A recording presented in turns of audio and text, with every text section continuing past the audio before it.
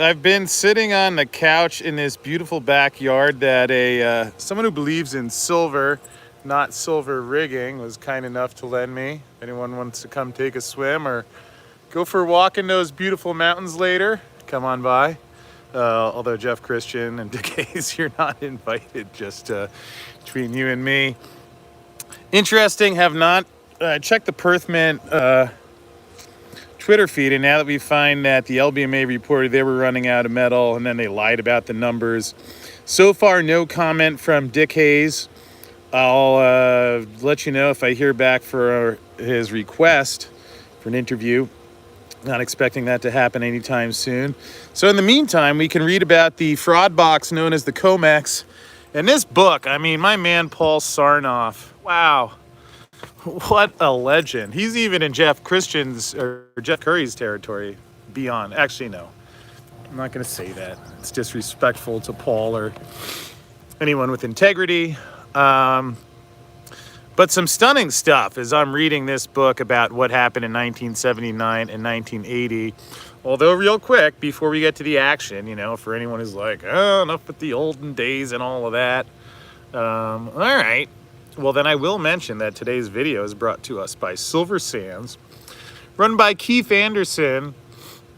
They're exploring their Virginia project down in Argentina.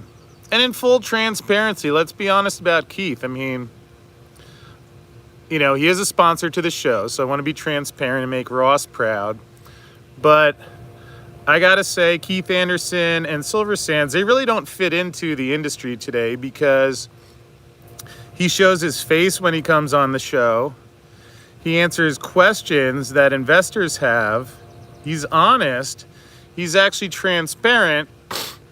So obviously that doesn't fit in with the establishment silver market, but fortunately, as any great Arcadian does, I'm honored to be a part of the initiative people have shown creating new solutions. So that way anyone wants to get picked off by Jeff Curry and the gangsters, they can do so.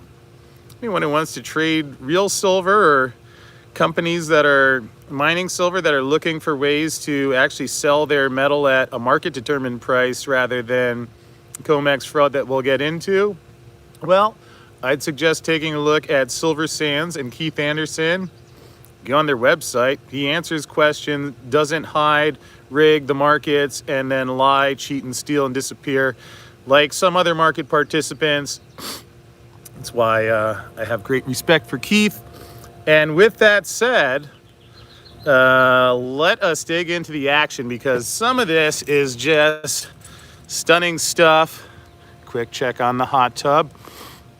So as we see here, it's talking about Dr. Jarecki. And you don't have to read. I'll read it out loud to you, but I'll try and get the camera there so you can see as well. On September 4th, the great doctor suggested raising the Comex margin for original new positions from 2,000 to 3,000. This is the minimum cash that a hedger or speculator must deposit with his broker in order to control one 5,000-ounce contract on either the long or short side. The board followed his suggestion. On September 6th, he suggested raising the margin to 5,000. I think it actually did get up to 50,000 under there. Let's just keep raising it until we stop them out of their positions. Does that sound familiar? Can anyone imagine that happening today? Although I know you don't have to look far. Look at the spoof job just done on the silver chart in the last half hour. Rosty, you looking at that one, bud? Of course not. So anyway, the board agreed. And on September 12, 1979, Dr. Jarecki suggested that the Comex should keep the CFTC closely informed on the silver situation. As I have found out, easier said than done. And especially on the growing December 1979 open interest. And so it went.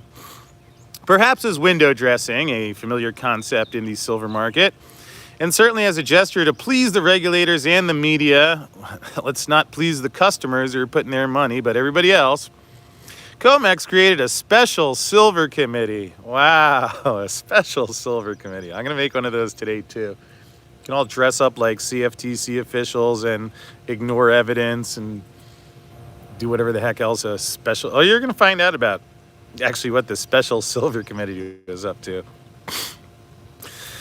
So as window dressing, they created the special silver committee and even found Andrew Brimmer, a former Federal Reserve governor and one of the public members of the Comex board, to complete the transparency and integrity.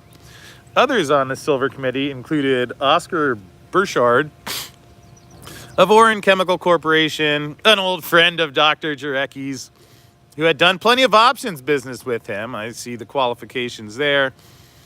Henry Eisenberg, John Maurice, floor brokers, Dave Johnston, head of commodities at E.F. Hutton. Maybe he was the Jeff Curry of his day. And Mark Powers, head of commodity at Thomas McKinnon. The committee's first meeting was attended by a quorum of members and was legally constituted. Other meetings were held in which members voted by telephone. These proceedings were of questionable legality under Comex bylaws. Hey, why let that stop the fun now? To the Silver Longs, it was apparent that the Silver Committee had been created for one purpose: to persuade the Longs at the Comex commission houses to liquidate their contracts. Should we read that one again for Ross? Hey, Commissioner CFTC Stump. Hey, Berkovitz, listen up. To the Silver Longs, it was apparent that this fraudulent Silver Committee had been created for one purpose: to persuade the Longs at the Comex commission houses to liquidate their contracts. They wanted to tamp it down. Soon after, another influence began to be felt. Andrew Brimmer, as a former member of the corrupt Federal Reserve Board, had maintained close links with the Fed, in particular with Paul Volcker, the Fed chairman, who in his own autobiography, I might add, talked about how he was scared of the gold price and how he acted to suppress it following the collapse of the London gold pool in 1968, 1971, when Nixon took the dollar, moved them from the gold standard. So in his own book, not making it up, page 61, I believe. But I could be making that up. You never know. So buy his book, Keeping At It. Look on page 61 and see if you find it for yourself. Could be conspiracy theory. Never trust any of these YouTube keyboard thumpers. I hear you on that. If Dick Hayes has contributed anything to the world, let's not get silly. So, through Brimmer, the Comex was informed that the Fed was deeply concerned that the high price of silver would have an adverse effect on the dollar in the international markets. Huh? The Fed was concerned about silver too? Why is it everybody's so concerned about the high silver price? And here's another question. If the Fed's really that concerned about the high silver price, why don't you stop hyperinflating the dollar? And maybe people wouldn't be flocking to silver, and you wouldn't need a futures market structure that tamps down the price and screws the Comex long holders when people buy. Just a thought, you know. Hey, I went to Wharton's business school, so I could be demented. That's kind of what happens there, but just a thought.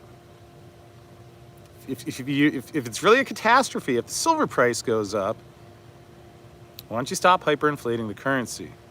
Then you might not have to worry about that as much. Truth pill, you are correct. They can't stop. I think Keynesianism might be more addictive than heroin or meth.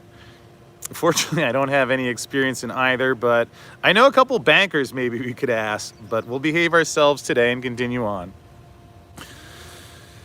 So the Fed was deeply concerned about the high price of silver would have an adverse effect on the dollar in the international markets? Why? Hey, unless Jerome Powell says it, I don't believe it. That can't be. Look at the silver dollar market. Donald Best called the CFTC today. God bless you, Donald. That is a real patriot. So you don't even have to hurt anyone. You don't have to shoot anybody. You can just pick up the telephone. I saw one guy on Twitter said he's contacted the CFTC every day for the last month, including weekends, and that transparent bunch of commissioners, guess how often they've gotten back in touch with him. Second time Donald wrote them as well. Hey, I can't tell you for sure, but there's a lot of attention on this now. So every letter, don't worry about the response. Don't even care. Ignore it. Let the people with money find out who invest in SLV. Write letters to them too. Actually, I may have to give away a silver ounce, special silver ounce, to the first message I get from someone who contacts the board of directors, anyone who is legally liable for SLV if there is indeed fraud there, which it sure looks like there is. I wonder what those board of directors are thinking right now. Yes, Eternal Sunshine, I do have some good story time. You didn't even get to the hot part yet. I know I'm getting distracted. But anyway, it's just you read these things. This isn't about today. This is from 1980. And they were concerned about the high price of silver. Then Paul Volcker talks about tamping down the gold price. And anyway, most people who are aware of the message were convinced it came straight from the Federal Reserve chairman. Hey, I was 2 years old. I'm just reading the books. To a dispassionate onlooker, this concern seemed a little puzzling. The government, as custodian of the world's alleged largest gold supply, saw 139.5 million ounces of silver, saw the value of its hoard increase with every rise in the precious metals market. But the ways of the bureaucracy and its servants are complex and puzzling. Paul's more generous in his delivery and softness of it than I may be, but Chris, back to the CFTC and yell at their parking garage. Does the CFTC have a parking garage I can go to? Can someone look that up for me? But the ways of the bureaucracy and its servants are complex and puzzling. Mr. Volcker has never been known as a hard money man. I don't know if that's better, whereas Greenspan was, except when he was in office. And he sees gold and silver as alternatives and rivals to the dollar and seeks to divorce the fortunes of the dollar from those of silver and gold. Mr. Volcker's commitment is to the integrity of the dollar. Well, there's an oxymoron. And what integrity of the dollar? When has there ever been anything in the history of the dollar that could be described as having integrity? Bonus points if anyone can answer that. I can't figure it out. But his commitment to the integrity of the dollar, not to silver and gold, which since biblical times have been circulating money, including the paper currency with which America once conducted its cash transactions. While Mr. Volcker may have had little reason to register concern at the rising prices for precious metals in the fall of 1979, Walter Goldschmidt, then president of Commodity Services, Inc., felt growing concern with the publicity given to the sayings and doings of Norton Waltooch, the world's second-ranking silver bull. And I am going to skip ahead a little bit here. Okay.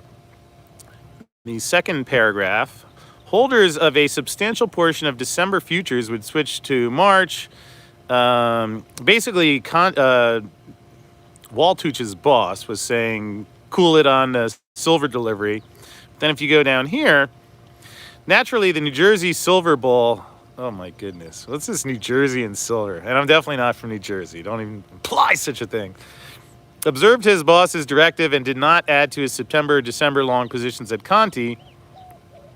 But some of Norton's customers were unwilling to abide by that liquidation policy only and insisted on placing orders for silver futures with other Comex members who were more than willing to accept the business.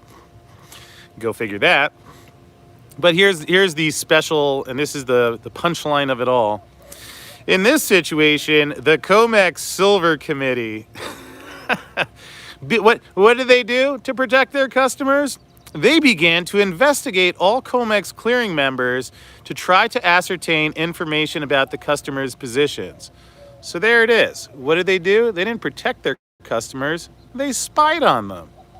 Eventually, by mid-October, Comex Director of Research David Rutledge reported that the large accounts at Conti held almost half the open interest in the Comex December delivery.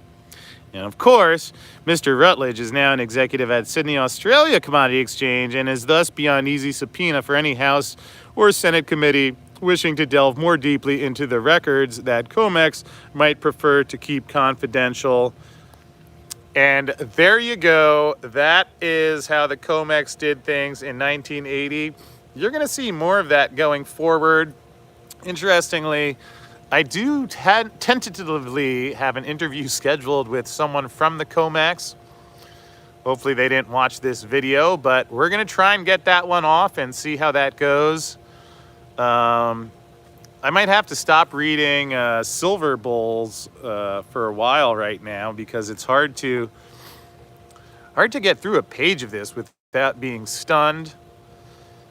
But that's why it's quite surreal reading these at the same time, and as the things that are going on now. Here's my other one that I'll get a couple pages in, by the lawyer, one of the lawyers for the Hunt brothers. There's definitely not any information in there that could be relevant or useful to what's happening today. I mean, how could that be?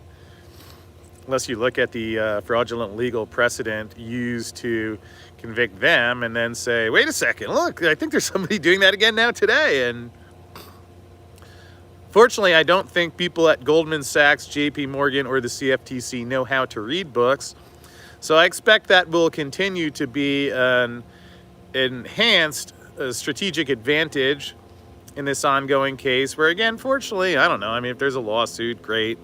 I don't know. My personal goal is just to let the market handle these things. And it seems to me that as more and more people are finding out the truth, that the folks who claim to be regulating and protecting them yet betray them instead, I mean, it seems like as if people find that out, the impact is being made. That will continue to help facilitate that in a legal, ethical, honest, and moral way. So that way, if the CFTC or Goldman Sachs has a lawyer that would like to get in touch with me and go through the discovery phase, can do so through the contact tab at arcadiaeconomics.com. I would love to personally meet Jeff Curry's lawyer. Wow, that would be a hot episode of the show. But I don't really expect that anytime soon, but I'll be prepared and ready. And, you know, I'm just quite honored and proud to be associated with people who have the courage to stand up and speak out in a peaceful, honest way about what they feel is right. I will continue to do the same myself. And I guess before we wrap up, I'll just say thank you one more time to Keith Anderson of Silver Sands, which, I mean, I think the company is going to do well. I think probably they'll get bought out at some point. That is not legal financial advice. That's my genuine opinion based on conversations with other analysts and people who know it even far better than do I. So, but here's the best part. Hey, I'm telling you, I'm not licensed. I don't have the licensing to give the great advice that Jeff Curry of Goldman Sachs can offer. So this is not a buyer stock sell recommendation. It's just sharing. It is honest. And you can hold me to that. It is honest. That's my opinion. And if you want to have your financial advisor, or if you want to contact them, you have questions, unlike the CFTC, Keith responds to his stakeholders, which is one of the reasons why he has been successful in business, and certainly why he has my respect. So with that said, I'm going to wrap up for now, although I know I did promise you a stunning CFTC video yesterday. In my defense, I did go down and hang out with Lynette Zhang at her farm for a while, which was quite a treat. And we recorded an interview with lots of CFTC commentary there. So sometimes I am slow. Sometimes I start the videos 2 or 3 minutes after the scheduled time. But hopefully I bring the silver every time. And with that said, go check today's spoof chart. See if you can find one with the volume too. That's special. I heard Rostin Benham's car almost got hit by the volume on his way to the beach. But fortunately, I think he's okay. Nothing can faze one of those CFTC commissioners. Certainly not a silver block. And with that said, hit the subscribe button and the notification bell. Share this with your favorite CFTC official. And I will see you again soon.